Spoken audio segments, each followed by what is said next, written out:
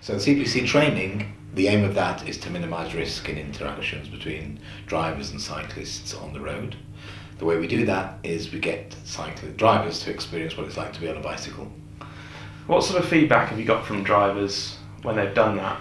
So initially they're quite antagonistic or negative. We give them an opportunity to say what they think about cyclists, and a lot of them say, oh, red light jumpers, they're all disobeying the law, lycra louts, the usual stuff. Once they get on a bike and they feel what it's like to be on a road with a dodgy surface, maybe with a lorry behind them, the sound of that lorry, they get it, and they understand completely that when they are sharing the road with cyclists, how important it is for them to hang back, pass wide, pass slowly, give cyclists room. And you often turn people around through this 3.5-hour session. So is it just that 3.5-hour session drivers undertake, or is there any further reading, theory behind it, that sort of thing? Well, it's a 7-hour day. 3.5 hours are on bikes, where they learn how to control a bike, and then they go on road and they go on busy roads. The other 3.5 hours is spent looking at the changing landscape in London and in cities, looking at how to interact with other vulnerable road users in addition to cyclists. So the drivers get a lot of theory and they get the practical experience as well. Well, obviously working for Cycle Training UK, I would encourage cyclists to get training. However, in terms of minimising the danger on the road, it probably makes more sense to educate the source of the danger.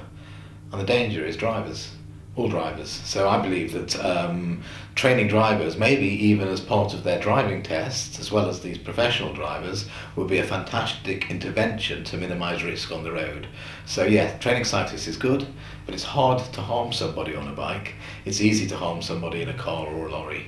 So train drivers, get drivers on bikes, always a good idea. I don't think more cycle lanes would be the answer, particularly there's not that much space on London roads. What does help, and what TfL, Transport for London, are actually doing, is they're lowering speed limits. So many London boroughs are moving to 20-mile-an-hour speed limits, which means the speed differential between drivers and cyclists is less. Therefore, drivers feel less need to try and whiz past cyclists. Cyclists are easier able to integrate into the traffic. TfL are also funding mass training of cyclists as well as these drivers, so people are learning through these messages how to share the roads. TfL are also promoting cycling quite strongly, so there's the London High Bikes, and there's the cycling superhighways, and there's soft marketing measures which promote cycling. So you see billboards around London with messages like catch up with the bicycle, with happy people on bikes enjoying themselves. So London is becoming a much more cycle-friendly environment than it had been for years. Get in touch with us, visit our website, that's cycletraining.co.uk, express an interest, email us, and we will be able to set that up for you anywhere in the country.